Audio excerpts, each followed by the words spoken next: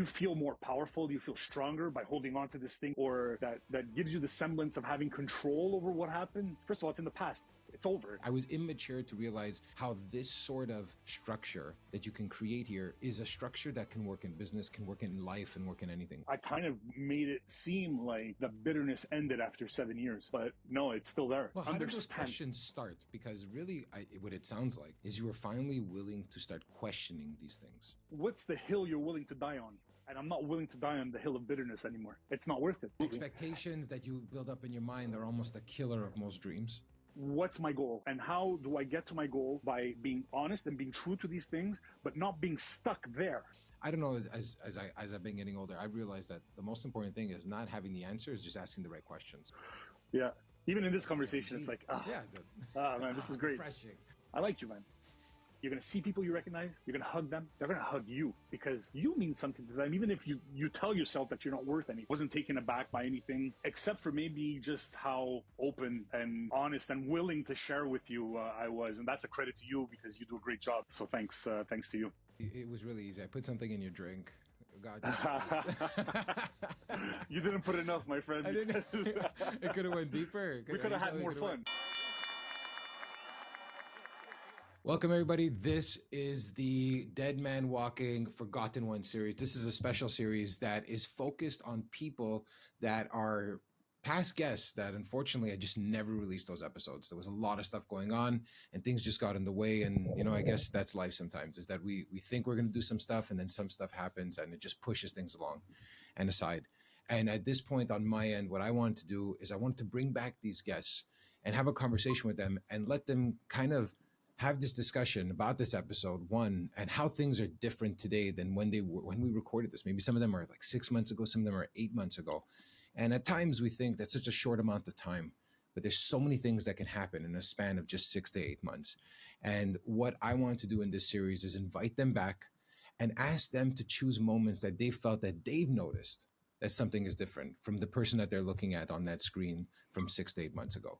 So today, my guest is Carlos Candido. He is a musician. He is also a record label owner, but he is just all about music. And he realized in our conversation when I rewatched the episode, just how important music is and how there was, defining moments of, some tragic moments also that reminded him of why this was so important. So I'm really happy to have Carlos back and to talk about these moments that actually affected him more than anything else, rewatching himself. So, Carlos. How's it going, man? How are you, man? I'm doing good. How are you? Good. Doing good, man. Yeah.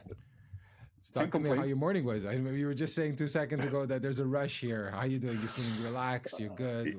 I had to drop my kids off at school, and then there was traffic, and then I had to stop somewhere else, and it's like trying to find the right time, and I have other appointments later in the day, so it's like, it's just everything all at once, but it's good to be alive, man. Perfect. Like you can't do any of those things unless you're alive. So there you go.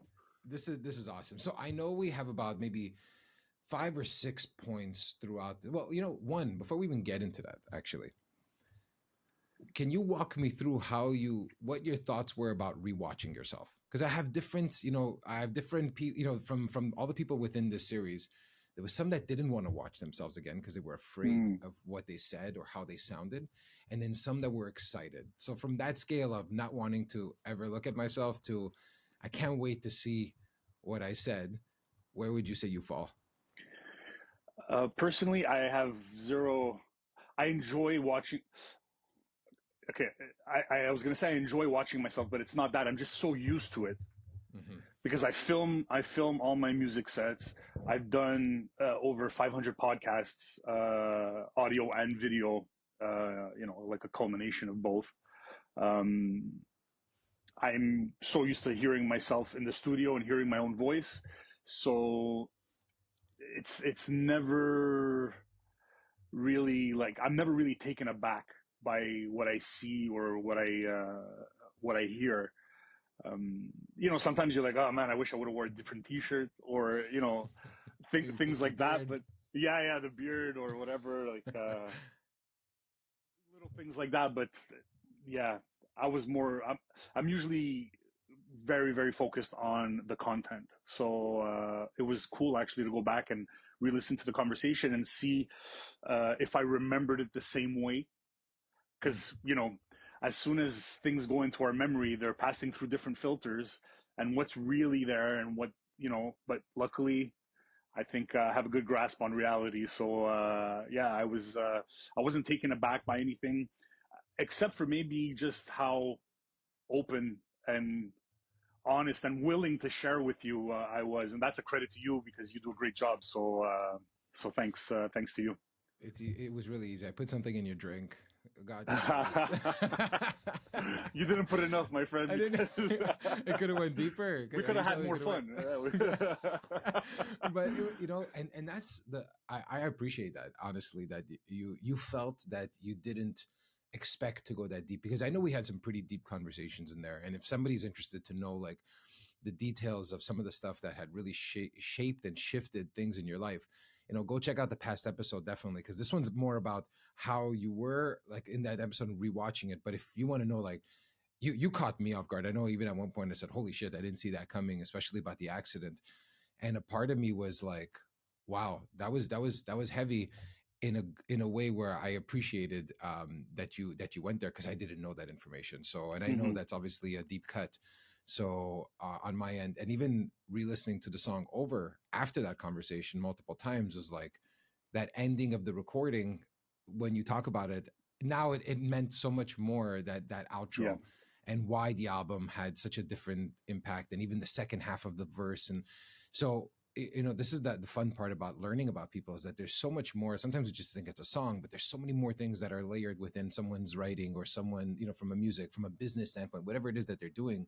There's usually a lot of layers in there that we don't really see. So for that, I'm happy that I made you feel comfortable, but I'm also I'm happy that we were able to go to a place where you felt comfortable to go that far. So I really appreciate that, and man, thank you. I appreciate that you felt that way.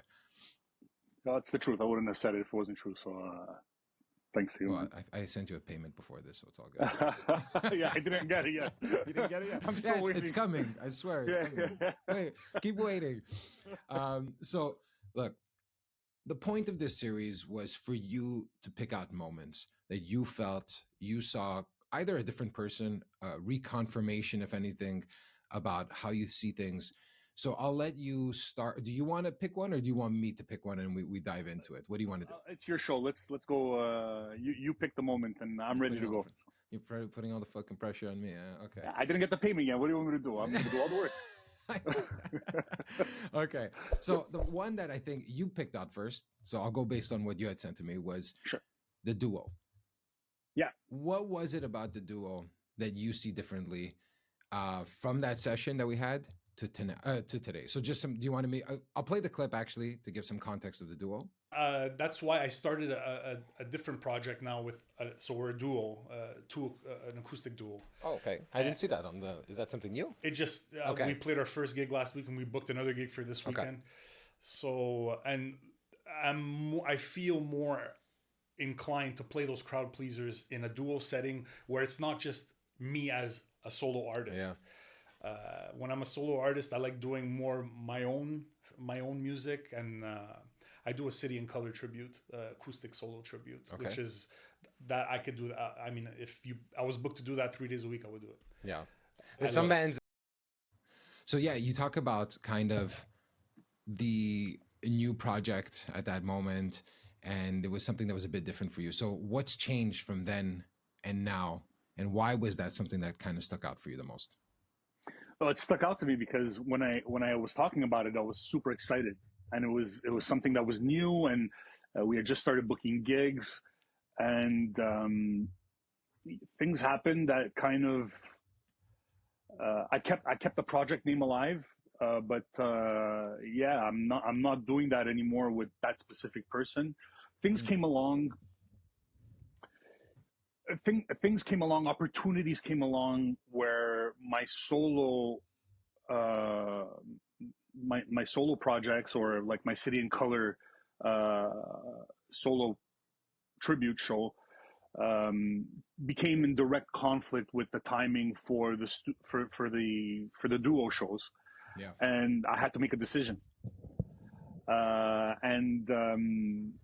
I unfortunately had to cancel a gig, and the other musician, the other guitarist, kind of wasn't happy about it, and I get that, totally understand that. But I also I do this because I play music because I love to play music, but I also like to get paid for what I do. Yeah, that usually And helps. yeah, and the opportunity that I got to do a third of the work for double the pay, and doing something that I really, really enjoyed, and playing at a venue I've never played before, in a city I haven't played before. Um, I made that choice, and I stick by that choice. That was, and by doing that, it opened up other doors. So it just goes to show that it's great to have a plan, but you have to be able to adjust when things are happening in on the fly. And yeah, I'm kind of looking back at that, it was a moment that struck me, because it's like, okay, it struck me in a way that how happy I was talking about it, but it also struck me in a way that, like, I was able to make that decision. I was able to do what's right for me, and not people please, because that's something that I could have easily had said no. I already have a gig that night, and I'm sorry.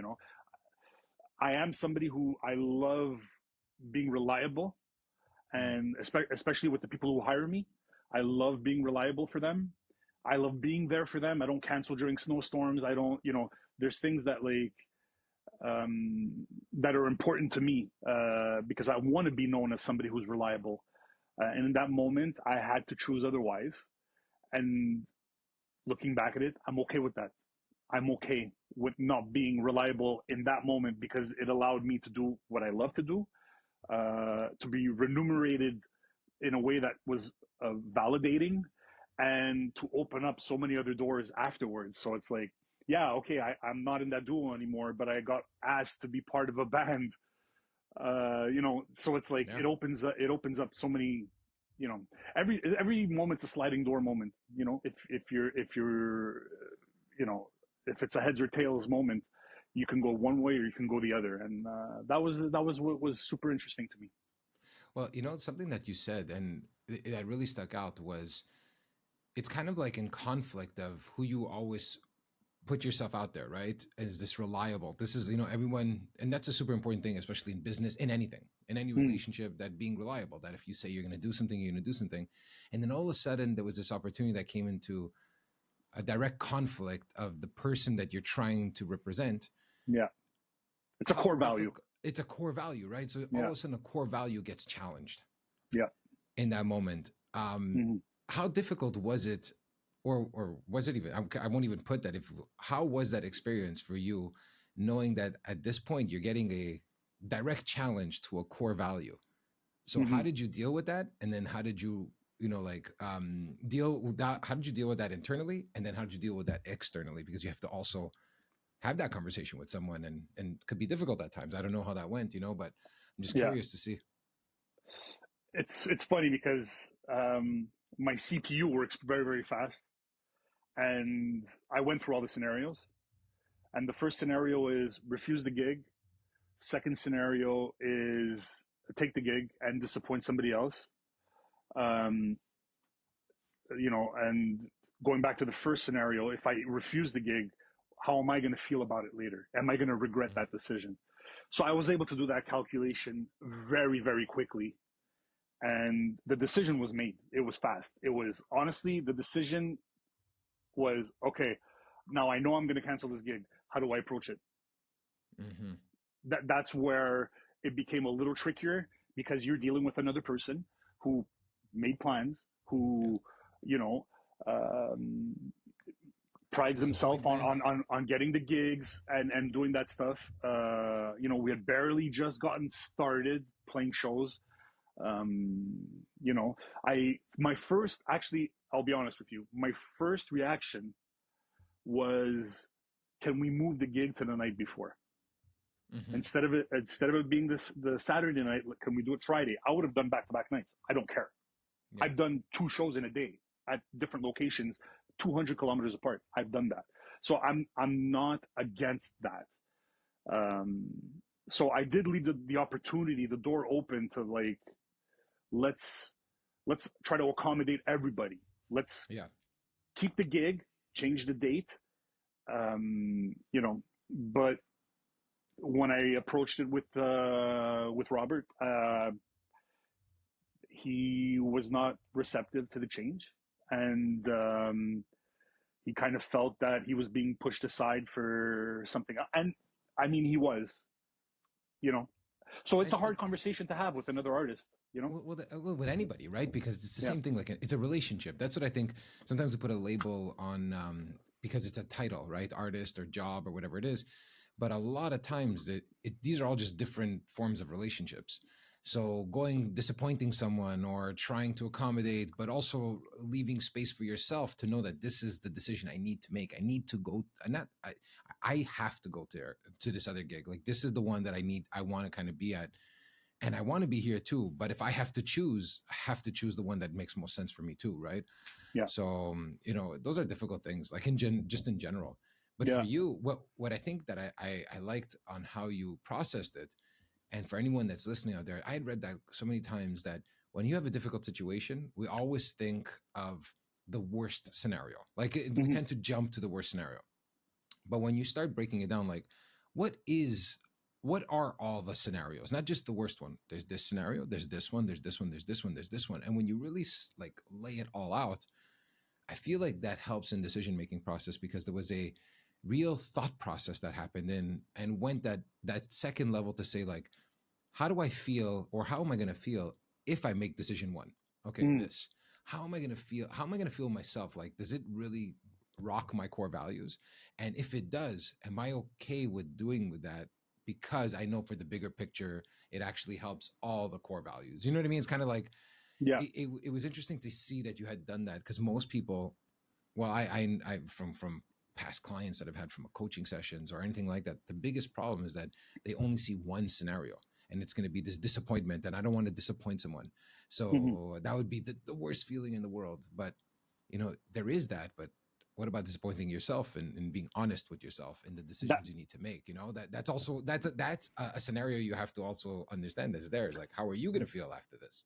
Yeah, and a lot of times we push that part aside, and but like I said, I did it quickly, because it had been something, not that gig specifically, but and The not that opportunity. date specific, the opportunity. I had been chasing it for a long time.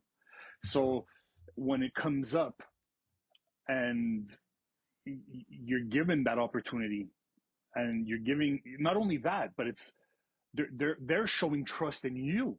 They want you for that specific gig. That's not like playing at that's not like An playing open a mic. regular an open mic or a pub gig, or where people are going there to have a drink. They don't even know if there's a singer singing there that night.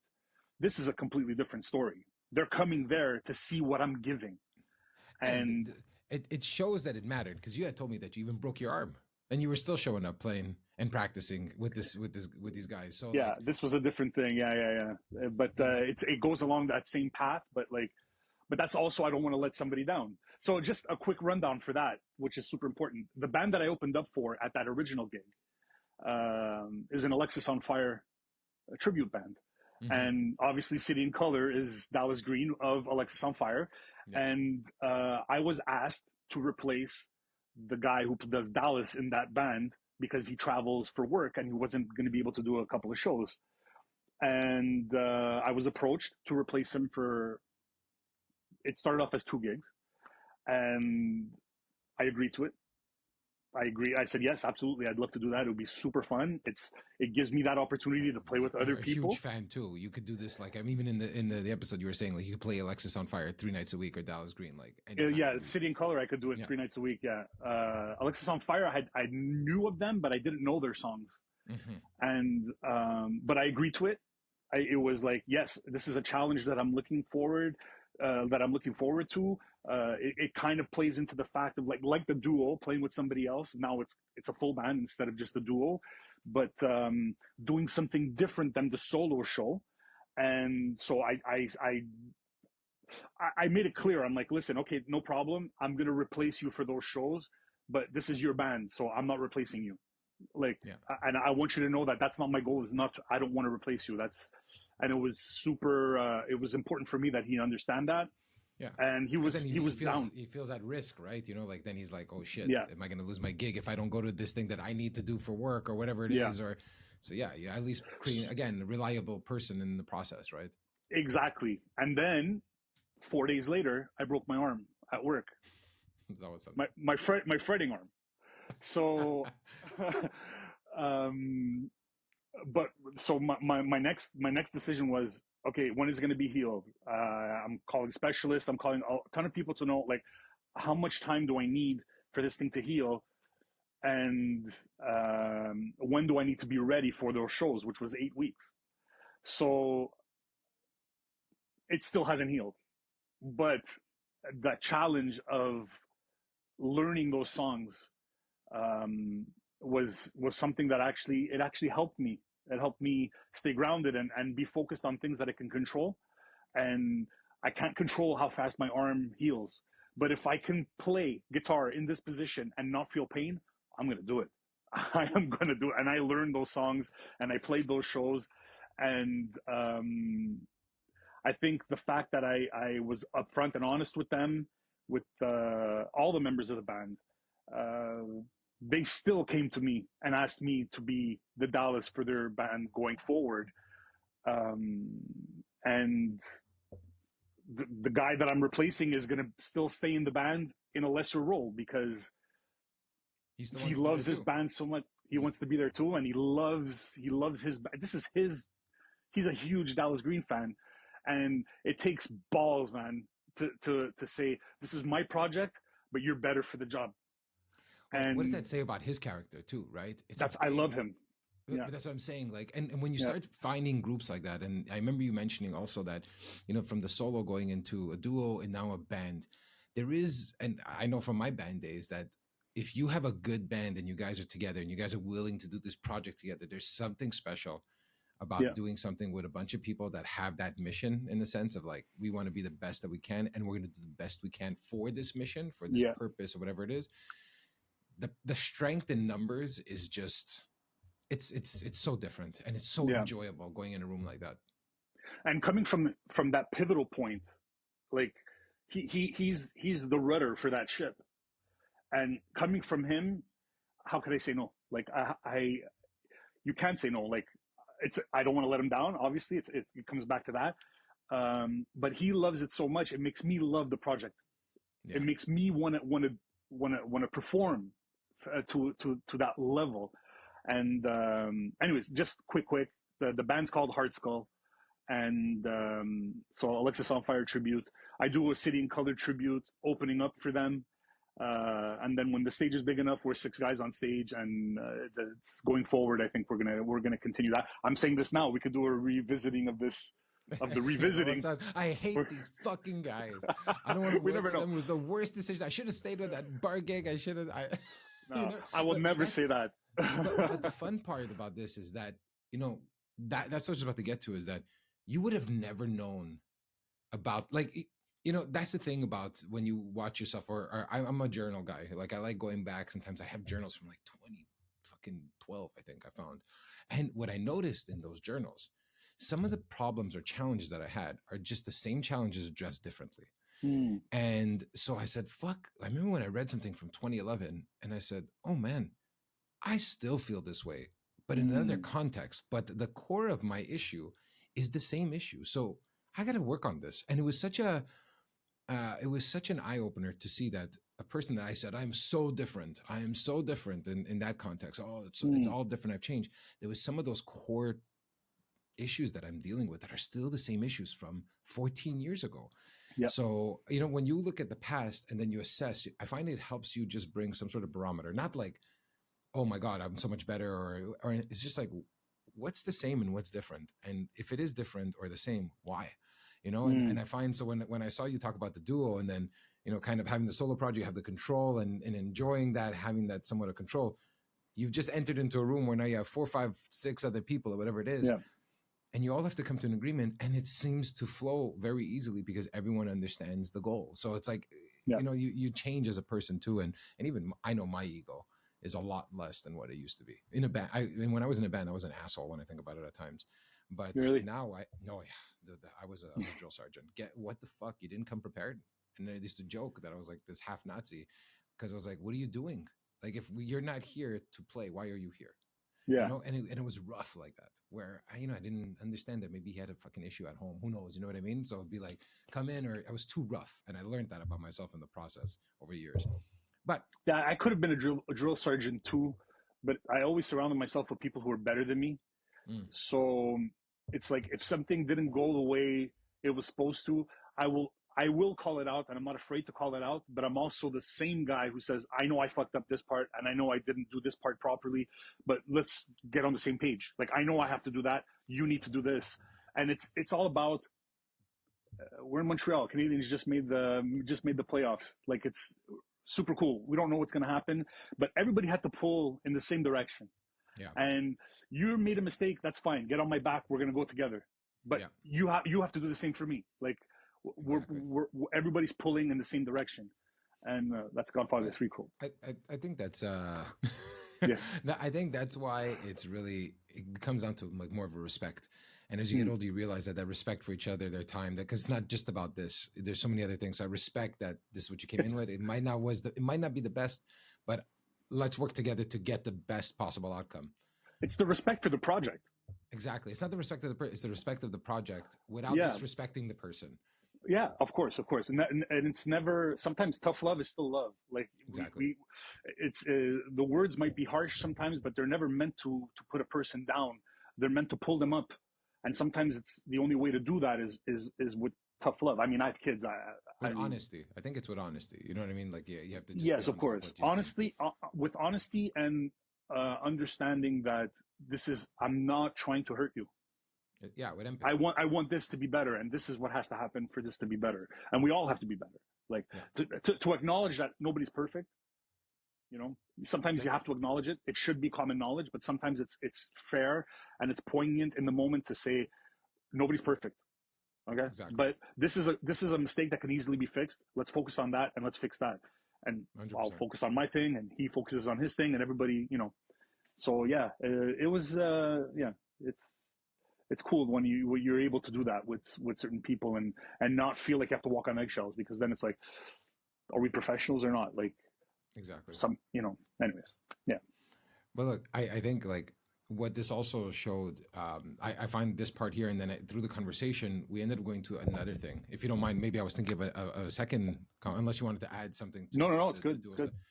But I saw the 80 to 100% was another thing that we both kind of felt, and we agreed that we always showed up with this 80% mentality because things were kind of easy in a sense. Mm-hmm. Well, for me, that was my point of view. I always showed up at 80 because 80 it was easy, and 100 I had to study, and I didn't feel like studying because I'd rather party. So it was kind of like when I look at myself younger that way, it was like I put that on the side.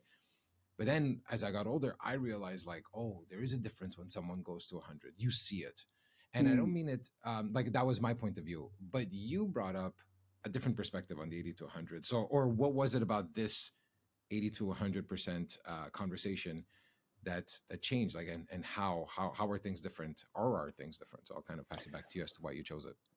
Well, I chose it because I don't think it changed so much. I think my perception of what was 80 changed, because the difference between 80 and 100 is effort. It's just effort. And, at one point I was like, I almost didn't want to give other people the opportunity to say, you see what happens when you give 100%, you can do it. And, kind of like that little pride thing and like getting over on people.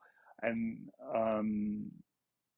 but I noticed that, when I was younger, that was probably the case. But when it comes to music, I'm not like that. I'm not like that at all. So it's my 100 is going to be my 100. My 100 today is not going to be the same as my 100 yesterday or tomorrow, because that level, your capacity will sometimes change. Maybe you have a headache. Maybe you pulled a muscle in your back and now it's affecting your voice.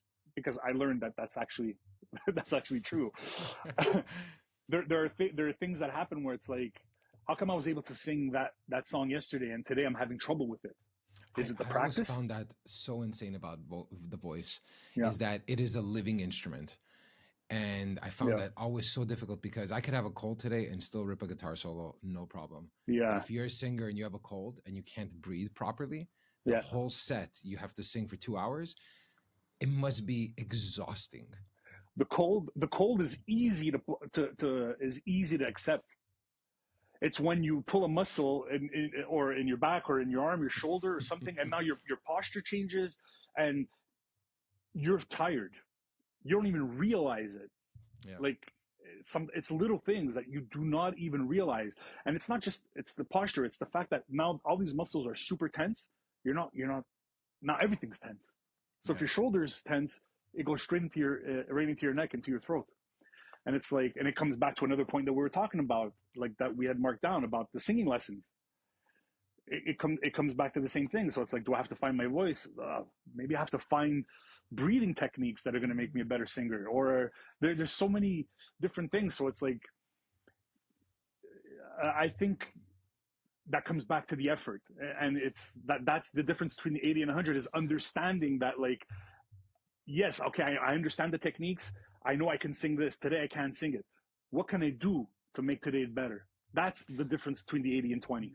That's the 20. I think people always look at that 20% from a numerical standpoint.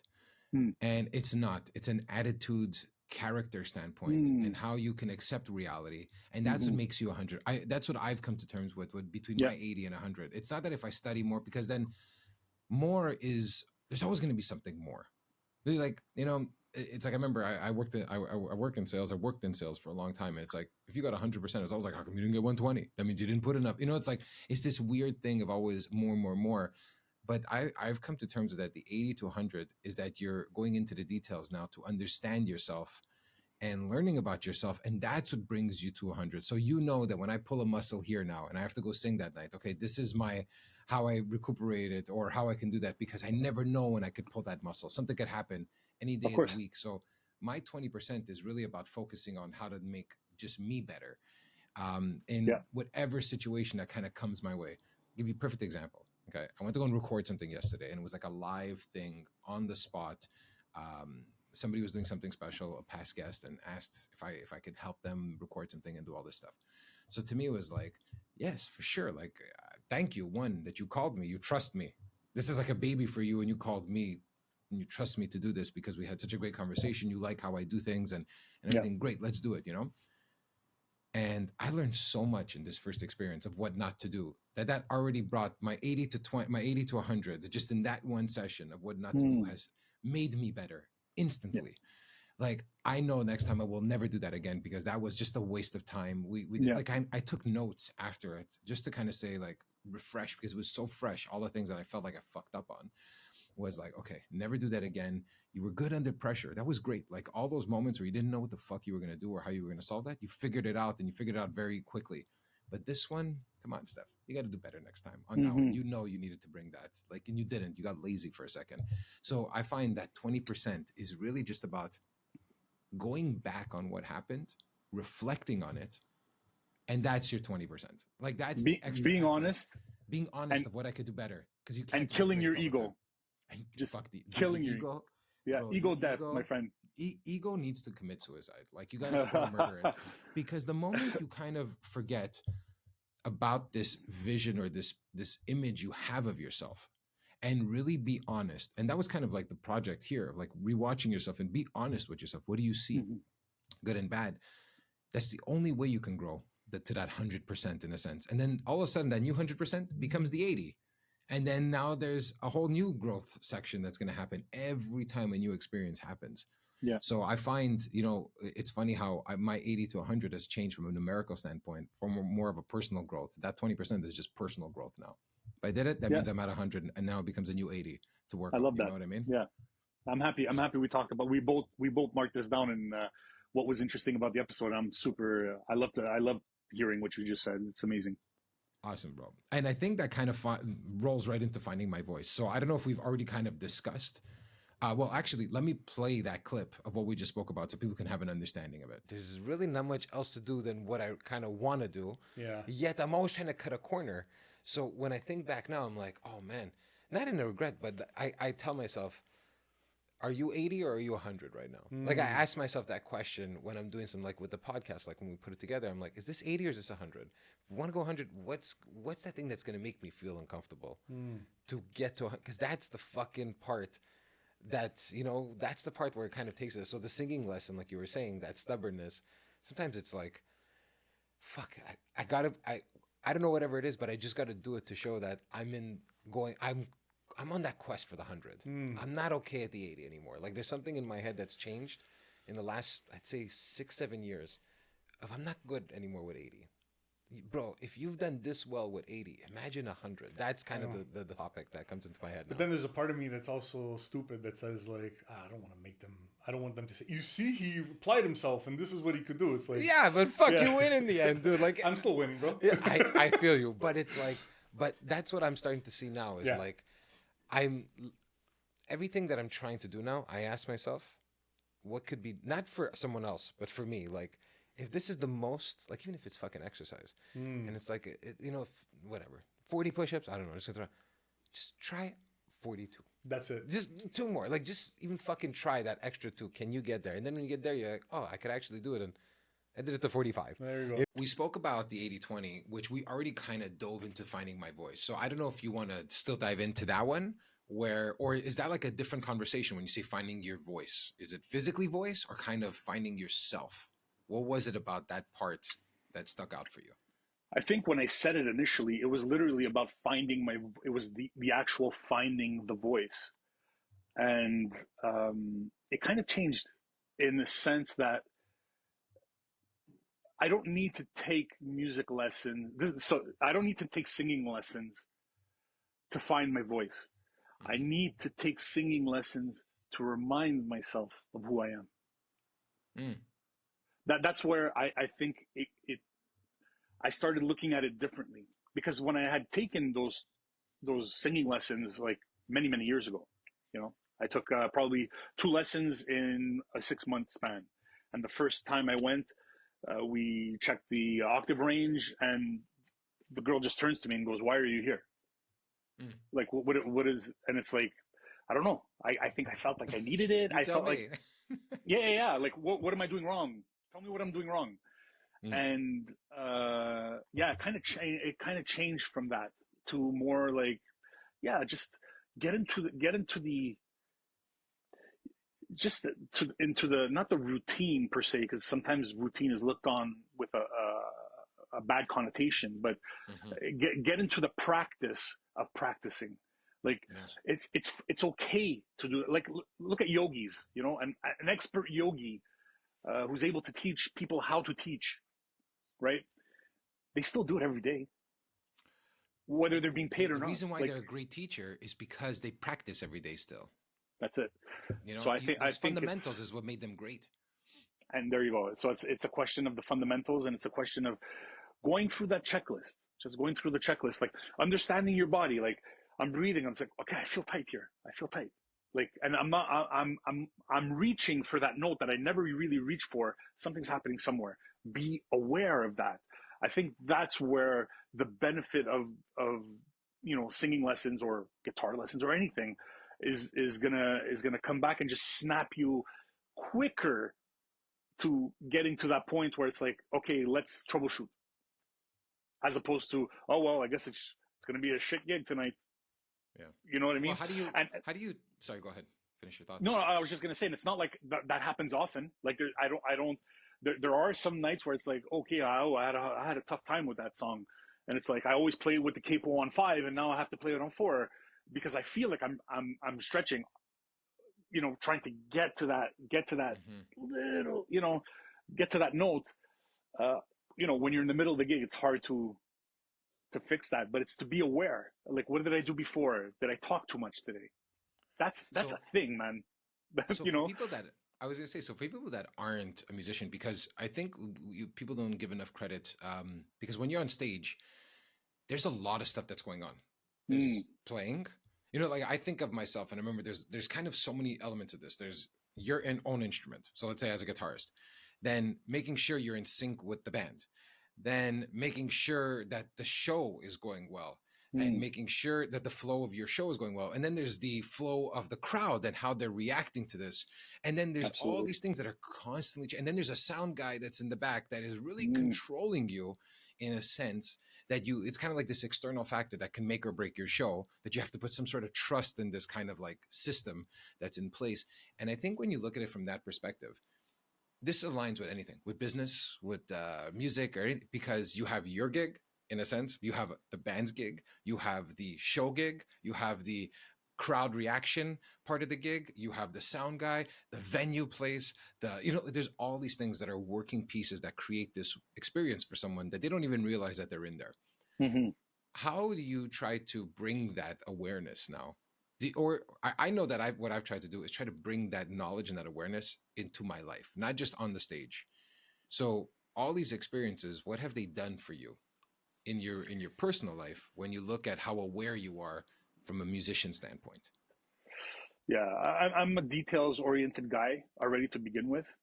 I think part of the comfort level of playing solo is knowing that, first of all, if something fucks up, it's because it's me. I'm the one who screwed this up somehow.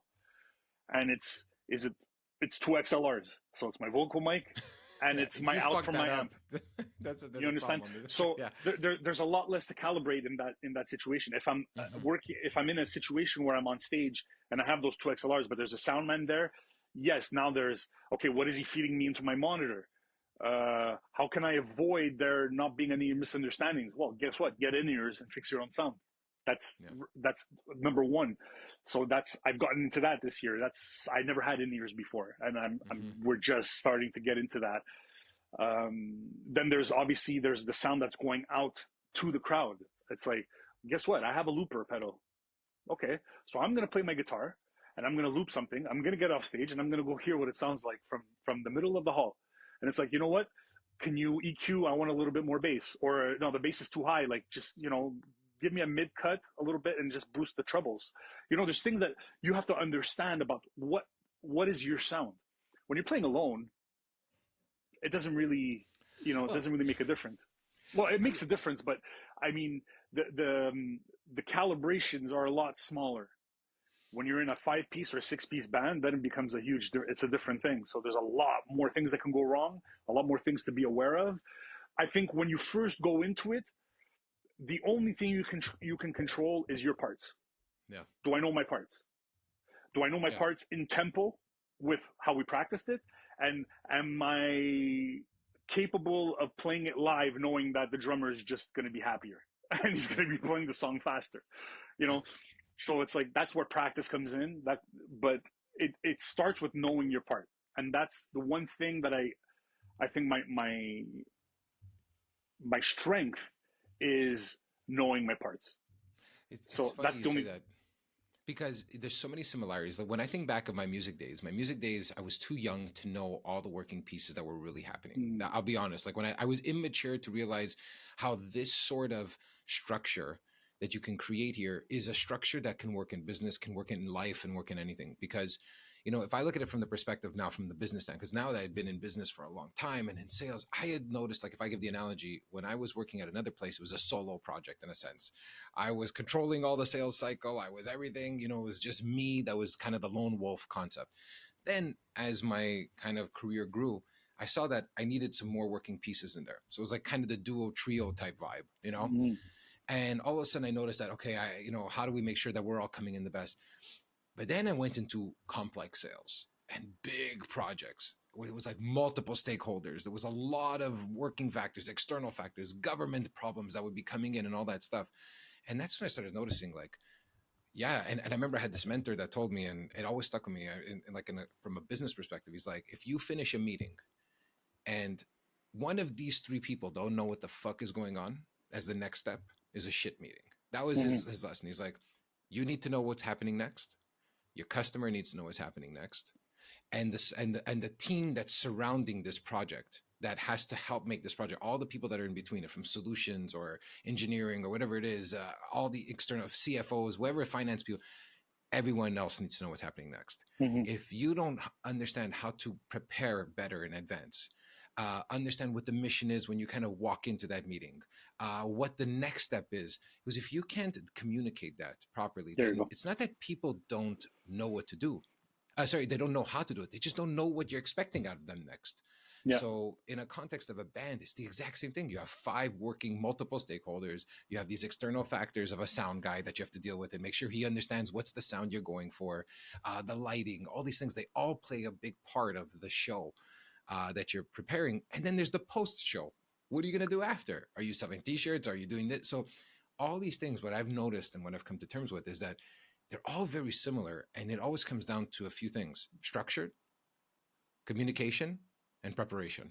If you have those 3 elements in whatever it is that you do, your chances of success are just higher. There's all kinds of unaccounted factors that can show up. But if you just do those 3, man, the percentage of fucking up things or things fucking up just in general are just less likely, because everyone knows what they're there for, and that communication is so big. So for you to kind of dive into it, it sparked up of like, wow, the similarities of just everything. It's always the same story, just a different industry. Yeah, exactly. Yeah, no, and that's it's honestly, it put me in a position where it's like, you said the word, and the most important word in what you said is communication. It's like, you have to tell, and it's the same with a relationship. You need to tell the other person what you want from this situation, project, relationship, what you want, what your wants are, what your capacities are, and what you're bringing to the relationship or to the project. You have to be honest with that. And then, okay, so we didn't achieve our goal. What are the proactive steps we can take to make this work? Yeah. So, and that's with a project, with a relationship, with anything. Yeah. Anything. And when you kind of remember those as your foundational pieces, which that's something that I've learned over time being in business, but I'm happy I have the artist background of music and then the business background now, because I realize that they're the exact same thing. It's the same shit. It is literally just that one. Unfortunately, I find when you're an artist, people think that because you love what you do, you shouldn't get paid for it. So that's a whole other story in a sense of people's perspective of, oh, well, if you love it so much, just do it for free. Yeah, well, fucking food. I like eating too. And how the fuck am I going to pay for it? I like living in my house. I want to pay for it too. So I just needed to be a respect on the return of what I love doing. Don't use that as a leverage in negotiation because of my passion for something. Actually, I'll do an even better job if you can pay me properly, because if not, then I will go somewhere where I'm respected for the passion. So I feel like that business aspect on the end, marrying with my past artist aspect, is there has to be a true win-win. You can't leverage me because I love this. You don't use that emotion against me. No. But it does, like every time. I know in marketing, they always hire the youngest people that are super excited getting out of school to just be in that field. So they pay you shit to just fucking, you know what I mean? Do the job because you love it. You want to be here. You want to be in the media business. So whatever it is, so they'll give you nothing almost in return outside of just, you love it here, right? You're part of the big picture, but do that. I still want to fucking pay my rent. You know what I mean? Or pay my mortgage, whatever the story is. Of course, because they're saying, oh, you're a musician, you love it. Yeah, but what about my time? Like, what about my time? Not only the time that I'm here, but the time that it took me to prepare to be here. And the time that you're not giving to someone else. This has become a big, this is my negotiating factor now, to be honest. Yep. If I am going to spend an hour here, that means I'm not spending an hour with my kid and my family. There you go. And that's my real priority in life. Like, that's my biggest passion. So if you're telling me that I have to take an hour away from that, well, then I just want to know that I want to be here and I'm being paid properly for it. That's not a question of pay me more and I need millions, but no, just this is my rate. This is what it is, and it's not because I don't want to do it, but what you're asking me to do is really give my time that of something that I know that no matter what, for $0, I would be there any day of the week. You're telling me to take my time away from that. So you gotta understand that this is really who you're leveraging or who you're going against. It's not just my time. It's the time that I lose by not being here. That's the one that you're really, you're asking me to kind of put on the table. So the thing is, like, just my message to all the bookers out there, like, fuck you. No, not pay the people well and pay them on time. That's a whole in business though. There's wanting to pay someone and then actually paying them are two fucking different processes. Because as an artist, there's nothing more soul sucking than having to write a text or an email saying, "Hey, listen, I didn't get that transfer." And then the silence. It's in my head. Like now you're living in my head. Imagine it should have been taken care of already. Like I love the gigs where I get to a gig, and they're very few and far between. Where you get to a gig, and hey, Carlos, nice to see you. Envelope in hand, boom. Before I even start singing, now I'm setting up. Huge smile on my face. I don't even have to worry about. Getting paid. I know I'm going to get paid, but it's always in the back of your mind. Always. It should, for anything that you do, whenever there's an uncertainty of how you'll be paid for it or anything like that, it creates a stress. Of course. It's like, even if it's an underlying one, it's a subconscious stress that's behind your, in the back of your mind, that when you finish the gig, you're like, oh man, I hope it's not going to be this like, and even your night is kind of, I hope I don't have to go there and I got to chase. Because there's nothing worse than chasing, because then you start feeling like an asshole. You feel like an asshole for something you didn't do. For something that you should have just had in return. You know what I mean? Like it should not even be a question. It should not even be a question. I understand maybe pay me at the end or pay me half at the beginning, half at the end. I get it. Like whatever it is, like whatever you need to protect yourself, I get it. But I have to protect myself too. Like this is not a question where you can just take advantage. And it's a question of like, these are things that I've learned, especially since we've last recorded, where it's like, at one point I waited over 2 weeks to get paid from a gig. It was during the holidays. It was a huge Christmas party. And those people had to pay a deposit to you to reserve the restaurant. Yeah. And you didn't give them the restaurant. Yeah. And I had to wait 2 weeks. You already got half of that money. Like, I'm here for that party. This is part of your business expense. Yeah. Just like you can't have that party if the chef is not there. You promise them entertainment. What are we doing here? Yeah. But it's because they don't respect it. And it's hard. Because it's always this idea, and I think that's always just an artist thing, like in general, like people that are in business don't realize that business is a form of art. It's just, you know what I mean? Like I always found that an entrepreneur, let's say from a business perspective, was an artist in his mind or in her mind because they saw things differently and they wanted to create something. It's just that it's in a business context, whether it's tech, whether it's manufacturing, whatever it is, but you saw something different and you said, I want to create my own lane, which is very similar to an artist's perspective on life. Of course, yeah. Right? They see something, they want to write music that is just their version of how they see life or whatever it is.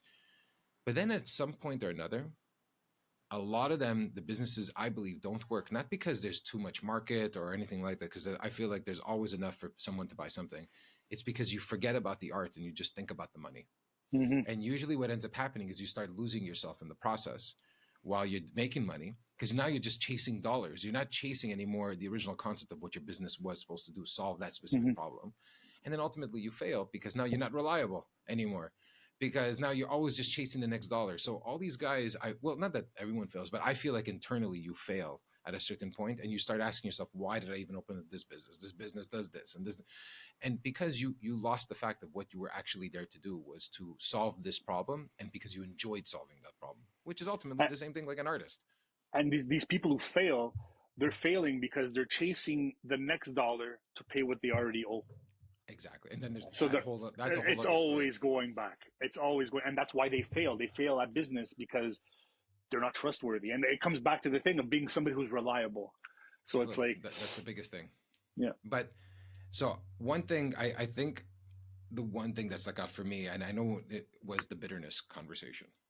So I'll play that clip and then we'll get into that one if you're cool with sure. That. Why? Like, what happened? You finished, you got home and you said, fuck this shit. Well, I don't think it was instant. I think I might have played one more show after that. It was a friend's band. They called me up on stage to sing a couple of the songs that the singer couldn't do. And I did it. And everybody was like ecstatic. And there was just a bitterness inside me. And instead of using that bitterness to like motivate me to prove them wrong, I used it to shut myself down, which was stupid. And it's one of my... Frank Sinatra didn't know shit, bro. Because when you say, no regrets, everybody has regrets. Everyone has regrets. I've had too few to mention. Sure, Frank. Sure. Okay. Ava Gardner. That's all I'm going to say. Anyways, so...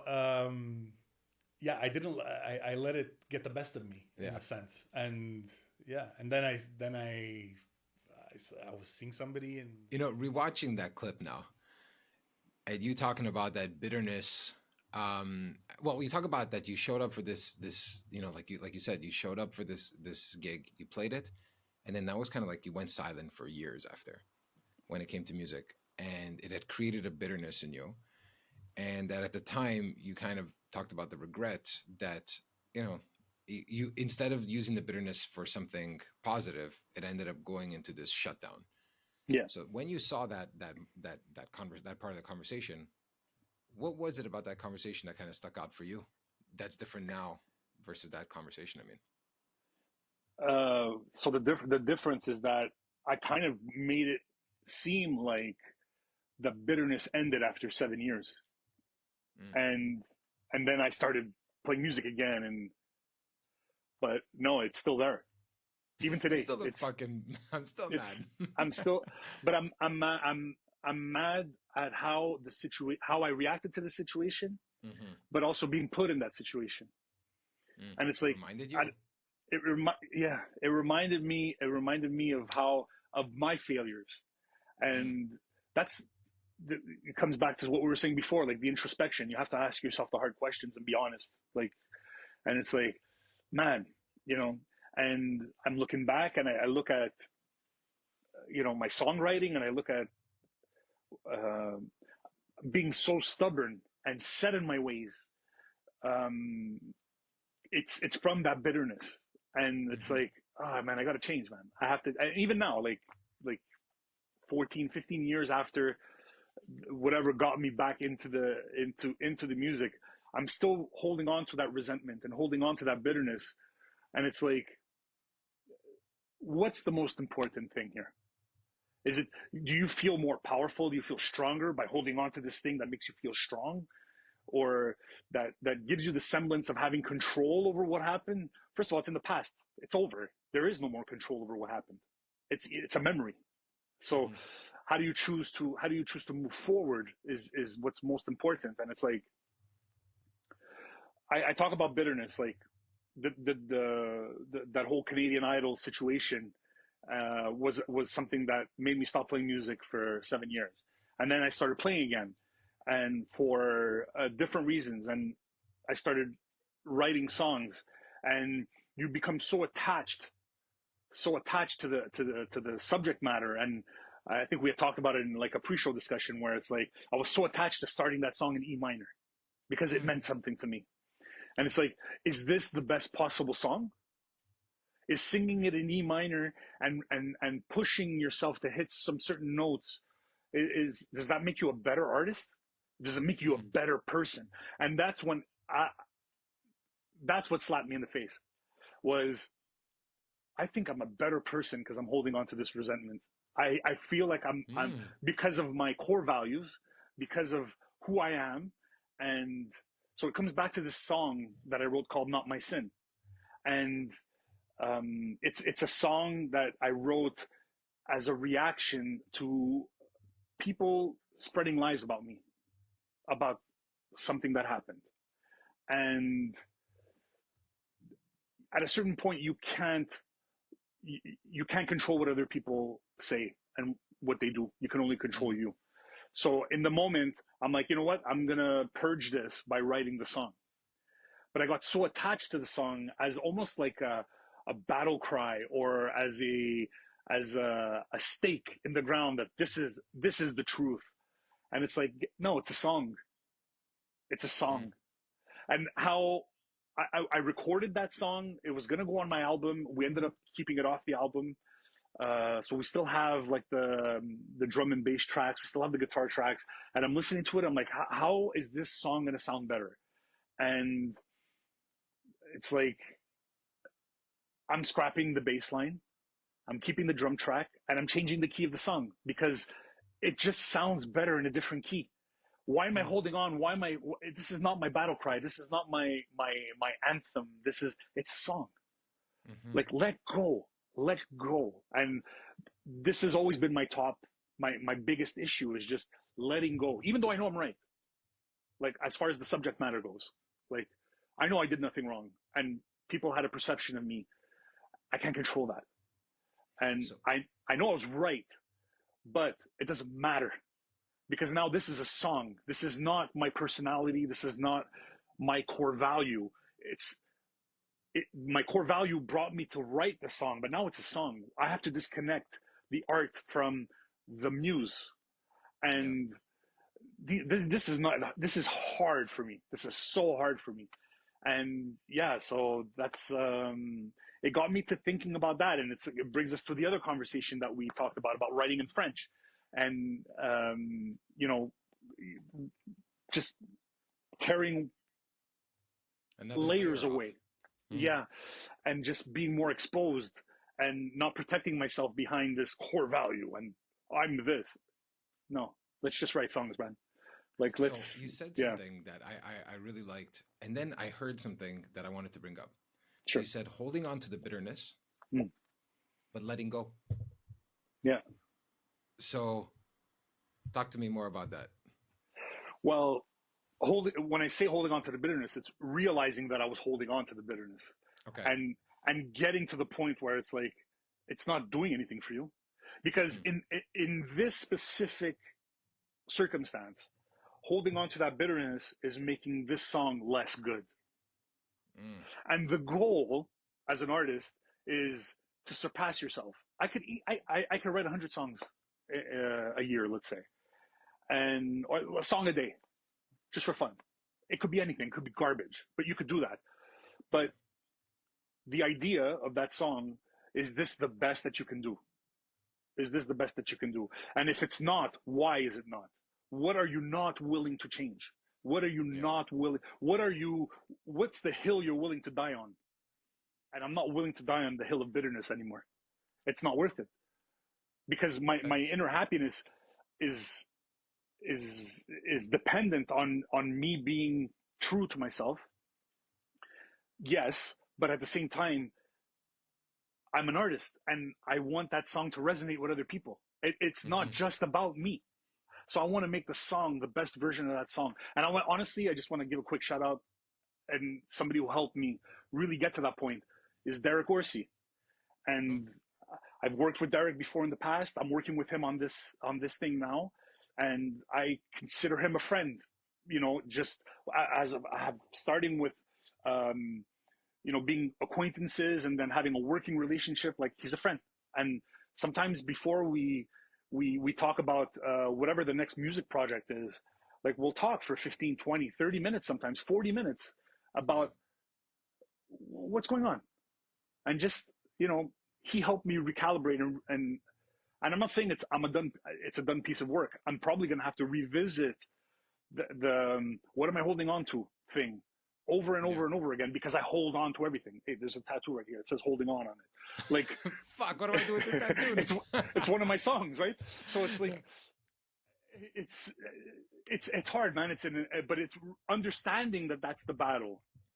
Yeah. It's like, Well, how did those understand. questions start? Because really, what it sounds like is you were finally willing to start questioning these things instead of just taking them as kind of religious dogma in a sense, of like, this is who I am and that's it. And I think that's a big challenge for most people is in general. It becomes a core sorry. value. I was going to say, it just becomes a core value that you cannot touch, almost like it is immaculate in a sense. So what was it that made you, was it, I don't know, like I'll ask the question, what made you start questioning those core values beginning? Because that's what it sounds like. And you constantly now question them, which is helping you get better. So how did that start in general from a questioning of the core values? It came when I realized that my core values are not Stonehenge. And even that can still fall. It's a fucking stone. Like it's like that, everything could fall. So that's why I'm happy that you put up something that even at that, the thing we talk about is still something that can fall. So sorry, but no, but it's all good. It's the reason why I say that is because they built Stonehenge, let's say, to make it a calendar. Okay, let's say that that's the theory. Okay, and they aligned it with due north. Okay, cool. But now, if you move away from that place, where's due north? So what's more important? Is it the monument, Stonehenge, where you can only know where north is if you're there, or having a compass in your pocket that you can move with you. So being versatile, being open to change, as long as it leads you And to the understanding that the core values are not the Stonehenge. The core values are are the compass that help you travel through life. Not because if you're in Dorset and you're at Stonehenge, you're only there. Yeah. And the world is everywhere else. So you have to be able to like understand that these are things, your core values, yes, they're important to you. They're there to help you, guide you through life. Not as, okay, it has to be here at this time. No, it's, this is who I am and what's my goal and how do I get to my goal by being honest and being true to these things, but not being stuck there. Mm-hmm. I think that's the hardest part for most people, is that you could be honest and you could, but then all of a sudden you're like, it didn't work out the way I thought it was. So now I'm stuck here and now I'm bitter about it and now I regret about it. And then all of a sudden you realize you're at step one from this 10-step process that you're trying to build, and you just cannot fucking let go that the step looks like this and it wasn't supposed to be like this. But I think that also ties down to expectations. Would you not say, like, absolutely, expectations that you build up in your mind are almost a killer of most dreams, or most of our processes, or not always dreams, but with aspirations or whatever it is. No, expectations are the word. Like, you cannot have expectations because you can only control. Like, I have an expectation of what I can do, how I can perform, and these are expectations I place upon myself. But that's the only thing you can control. You can't control the world. Mm-hmm. If there's a solar flare or the Earth's magnetic pole changes, you have to. What do you do? What are you gonna do? It's an external factor that you just gotta fucking figure out how you're gonna eat tonight. Exactly. Like, you know what I mean? Like, ultimately, you're coming down to those core things. But you said something. But coming back, just quick, just to come back, so what I realized about that song, "Not My Sin," was that I had placed it on an altar, and the altar was a pedestal. It was an immovable object, and I had placed it there, and I put it in a place that could not be changed. For whatever reason, for my own it's all made health, up. for my own whatever, and it's like, no, that's not what that is. You could take it. It doesn't need to be on a pedestal. And if you put a person on a pedestal or a goal on a pedestal, now you're stuck going to that place.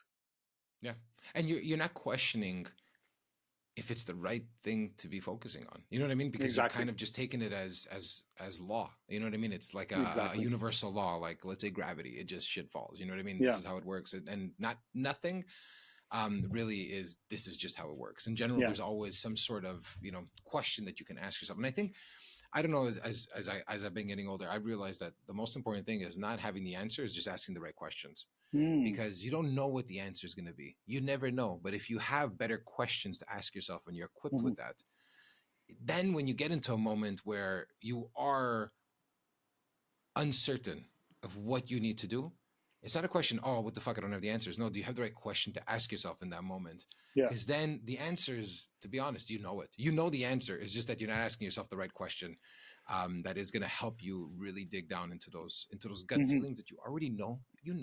It's like kind of like what you were talking about at the beginning of it, the duo.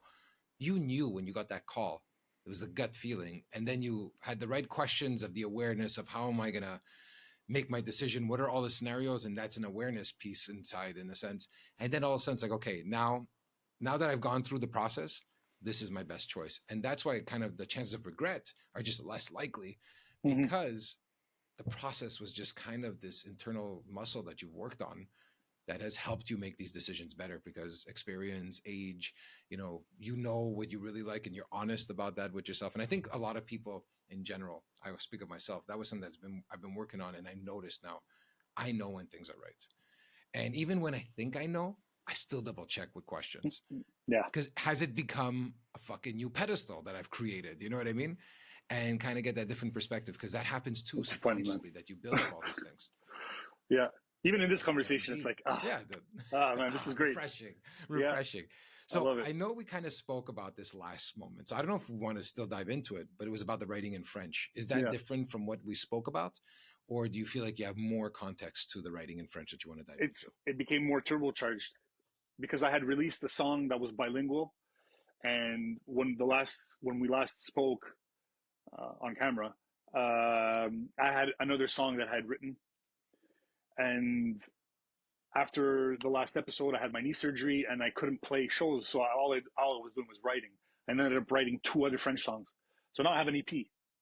I have 4 songs, which is my next kind of along with releasing Not My Sin. It's another project that's it's an EP that's going to be coming out, and I'm super excited about it. And I'm going to be working with Derek, and it's like he actually brought something interesting to me, and it's something I just wanted to share. Is like, do you want to release this under a different project name? And I guess to separate the algorithm, in a way, but it's like no, because I already don't fit in an algorithm. So it's like, just throw it in with the rest of me, because it is me. It's 100% me.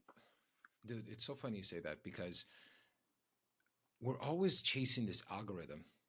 Yeah. To be honest, that we have no control over. So we're like fucking sheep to this algorithm. Yeah. And we never know what it's about. And even if you think you know and someone says they do know, they're lying. They're lying. The only people that know is Google. They know what their algorithm is. And it takes a 1 or a 0 and it changes. And the algorithm, and I've said this to other people, the algorithm doesn't care what you spit out. It cares about the engagement. Because that's why shitty news is just spread more, because the engagement is high on it. Because if good news had more engagement, that's why when you see those videos of somebody did something really nice and it goes to like fucking 10 million views, what does that say? It's not that people are bad or good. It's just that the engagement said that there was people watching this, so we're going to push this.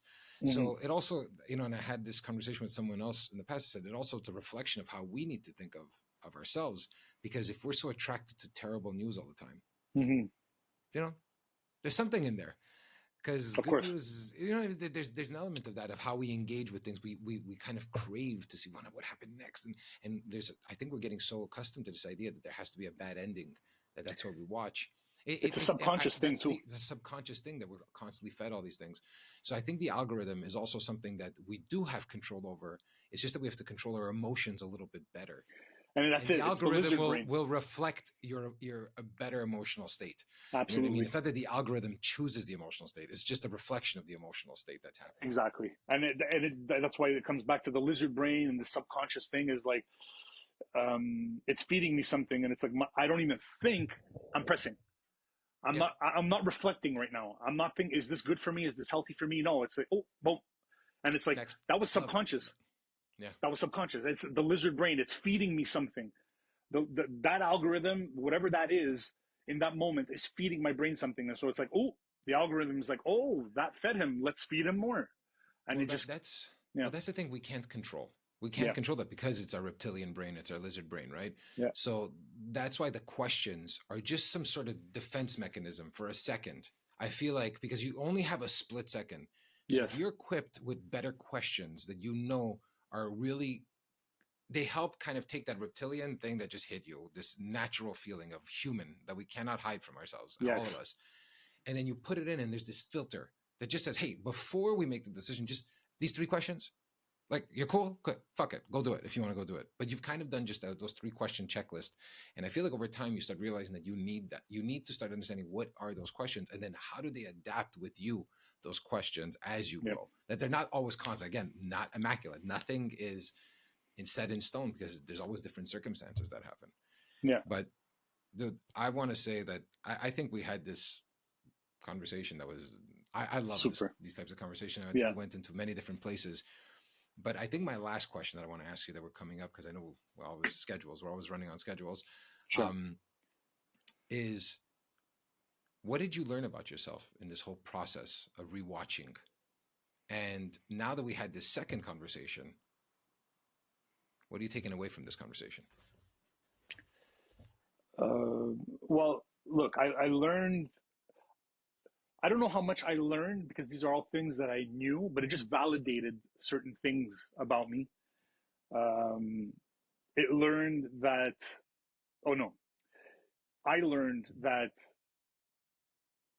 having these conversations, no matter what the subject matter is, having this face to face is something that I crave because I'm in my head so much. And it's like, context aside, content aside, like, I like you, man. And it's like, I I long for having these types of conversations, whether they be super deep, like we can get super deep, or even just pleasantries. Like, we don't have enough of that. I think as society, and what you're doing with this podcast, what you're doing with the group chat, and what you're doing with like all these things are amazing. And it's like it's the community thing that we've kind of been forced out of by, I'm going to say it, it's just corporate capitalism. Like, we've been forced out of this. We used to live 6 people in a house, and everybody would do their part and everybody would share. And yeah, okay, maybe you didn't have the privacy that that that we need from time to time, but there was a community there. And we've gotten to a point in our society that that community is gone. It's gone. We're alone at home. We're alone. Everything's alone, alone, alone, alone. And we feel like we have this connection through our phones, but that's not connection. That's not, the lizard brain is not the connection. The connection, when you talk with a person face to face, and you look in their eyes and you give them the opportunity to talk, and you have that back and forth, it's not triggering anything in the brain. It's triggering something here, Yeah. that we need. So I think that's where, in the grand scheme of the 2 episodes, I think that's what it just reinforced, that truth for me, is that, and it's also goes back to me playing solo and playing in a band, and craving that and community. I'm and it's still hard for me because I'm in my head a lot, you know, and so I have to make that conscious effort a lot of times. Where, look, I'll just give a quick story before we go. Like, I was having a hard time this last week, but I committed to going to an open mic on Sunday night, and I'm like, do I cancel? Do I just not go? And in my head, I'm like, I can't just not go because I said I was going to go. So that's already, a core value thing. And I'm like, should I just let them know that I'm not coming, so that they could prepare their show in a different way? And it's like, you know what? Get out there, man. Get out there, because you're going to see people you recognize. You're going to hug them. They're going to hug you because you mean something to them, even if you tell yourself that you're not worth anything. And it just completely changed the feeling that I was having. It took my bad week or weekend, and it turned it into, I'm a part of something, and it's important. Like, so yeah, just, we got to get into this thing where, like, that's not something that you need to go look for. It has to become second nature, and you have to train yourself to get there, and it's super hard, but I think it's super important, and for me, necessary. And that's what doing this and the retrospective it really pointed it out to me. It was super important. Well, look, honestly, Carlos, one, thank you for what you said, and I appreciate that, the concept of the community and everything. That to me was the goal of this project from day one, was build a community that is a real one, not a community that I'm going to sell ads to. Like, dude, that's really the whole. I'm almost against that. I don't want anything to kind of penetrate. If anything, that's my immaculate thing right now, is I want to protect the community from that. So that was a breath of fresh air. It's a breath of fucking fresh air of just doing something that is really, you're doing this because you see that this community can benefit by working together. And that's what I think creates a tribe of people where it's like, hey, different people, like, not everyone in the community is a musician. That's why I didn't want to focus just the podcast on musicians. There's different people in there. There's coaches, there's business owners, there's restaurateurs, there's all these different types of people. Yeah. Because I feel the same way about, there's a lack of community. I grew up in a house where there was always 10 people in the house, and everyone played a part in their family, in the family, and friends that came over and helped each other because they wanted to help each other, not because there was something in return all the time. But by doing the right things, the community helps each other. Exactly. That's it. It's just natural, because that's how you build a good community. We all, I had a friend of mine that was on the show that talked about that when all this disaster happened in Ecuador with his farm, the whole community rebuilt each other's homes. All of them. They all helped each other to rebuild their homes and farms. And to me, I was like, wow, they didn't need to go outside because the community itself can take care of itself and is self-sustainable, and they could do these things. So I'm really like, honestly, dude, one, we got along. Same thing. I had a great conversation. I'm happy that you feel this way, that you saw these things about yourself in this process, because that was my goal, if anything, was I hope that no matter what, at the end of this, they saw something that they felt like they could walk away with. That was the whole point of this Forgotten Ones thing, is like, I never thought of it from that perspective. Do one and then let's go back, you know? And I think it's something very powerful in doing something like that. And to me, through this project again, reminded me about the community. You know, I think I sent you that fucking, remember that long ass email? I felt like Jerry Maguire. I sent that whole thing to people that I forgot. The mission statement of how I saw this. Like, and I forgot that is important to me. And that's why I started this. It wasn't about releasing content all the time. And because then you get sucked into these things and you're like, no. This was not about this. Go back to what you thought. And those questions, again, challenged what I was doing. And it reminded me, and it gave focus again to come back and do the things that I wanted. And hearing you say this makes me feel good. Like, it makes me feel good to know that that's how you feel about this. And so to me, you know, again, like I told everyone that's been involved in this project, but everyone that's been involved in the whole project of the podcast from day one, it's just a big thank you, because I'm realizing so much about myself by doing this too. Like, every time I talk to someone, I learn about myself, the things that I need to challenge a little more. So these conversations, these 50 plus conversations that I've had with people that we've had really good conversations, has helped me grow immensely in a span of a year to 2 years that I haven't done in 40.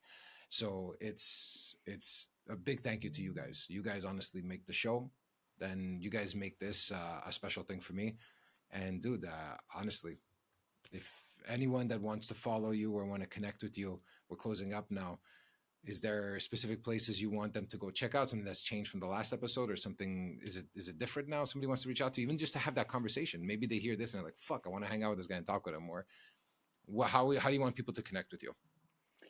I think most active on Instagram, so it's C Candido Music, and I'm on Facebook as well. I have a website, but C Candido Music on Instagram is probably the easiest way for you to like just hit me up. And yeah, if you want to talk about what we talked about here, or bounce ideas off me, or need help designing a CD cover for your project, or because I do that type of stuff too.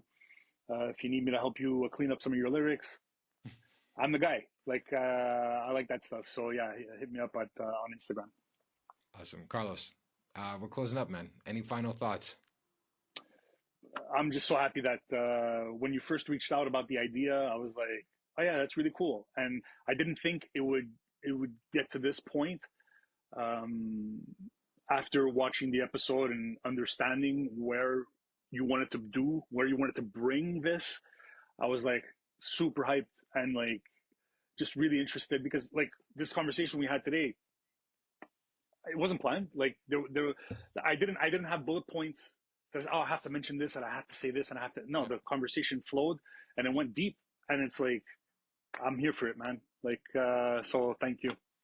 No, my pleasure. Thank you. And thank you for doing this. I really, for everyone that's watching, I hope you enjoyed the episode. To me, this was something a project that has just been on my mind, and I'm happy that it's coming out. And the people that are in the project, like Carlos and everyone else that we're doing this with, is starting to kind of feel like this after this whole process. So honestly, this has been a fun project. If you like what you saw here today and you want to follow the show is the Dead Man Walking Podcast. Our handles are at the DMW Podcast on pretty much everything from Instagram, Spotify, to follow us on YouTube. Follow the show. The more we can build this community, I think there's something really special that's happening here, whether it's in Montreal. I've seen people that are following me from Canada, some in the US. This is not a local thing where I'm focusing on local, but this is about just having great stories from people, and then how we could all learn from each other to get better. So thank you everyone that's watching. Don't forget to subscribe, and we'll see you guys soon. And Carlos, again, thank you for doing this, man. I really appreciate it. Thank you. Anytime.